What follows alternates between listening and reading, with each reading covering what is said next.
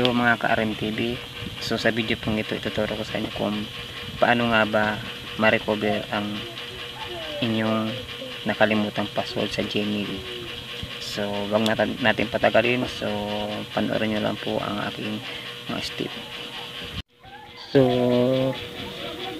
dito lang po tayo pupunta sa Gmail. Pindutin lang yung Gmail.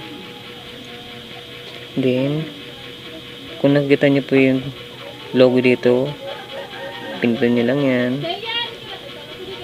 Then punta tayo dito sa Google account, pindutin ulit yan. Then scroll lang natin to ng pa-slide. Then pindutin natin yung security. Yan, security. Then scroll lang pataas, punta tayo dito sa password, pindutin lang ulit yan.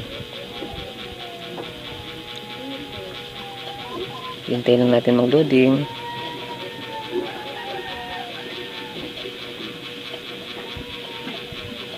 Yan. So kung nakikita nyo dito mga loads, enter your password. So ibig sabihin ng mga loads, kung alam nyo yung password, enter nyo. Pero kung hindi nyo alam, dito tayo sa forgot password. So ayan, lagyan natin, pindutin natin yung forgot password kasi nga di natin alam yung nakalimutan na nga natin yung password. So kung nakita nyo dito, enter last password. So paano loads, hindi nga natin alam yung password, kaya try another way tayo. So pindutin lang natin yun, antayin natin mag-loading. So lumabas dito yung create password. So ibig sabihin load, successful na yung pagbabago ng ating account para malaman natin yung account natin na dapat palitan na kasi nakalimutan nga natin. So create lang tayo dito ng password. So lagyan natin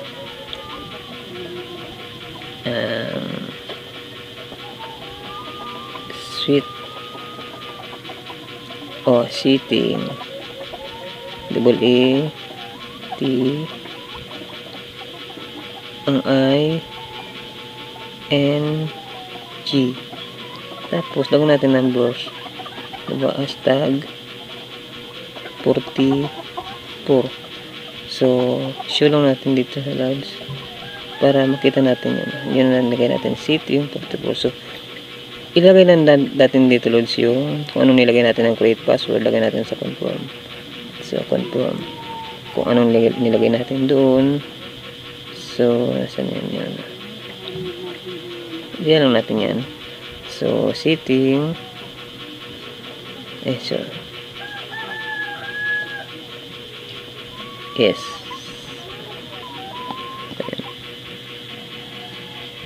yes. Then ano yan, double E,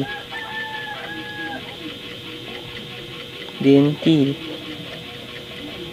I, then N G, then number, hashtag 44.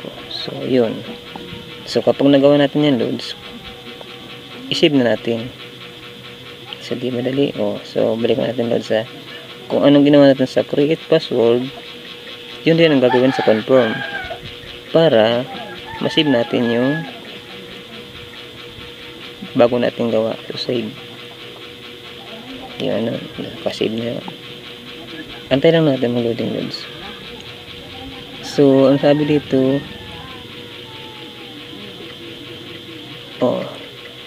new password, din confirm new password. So gawa na tayo dito ng new password. So lagay natin at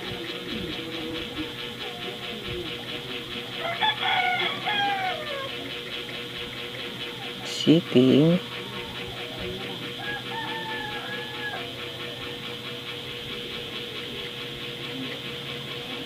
number 44. So, lagay natin ito sa confirm. So, pinatala natin tatlong mata, yung mata para makita natin yung gawin natin. Dito rin. So, yung ginawa natin, ulitin lang natin dito, lods. So, at then setting, ayan,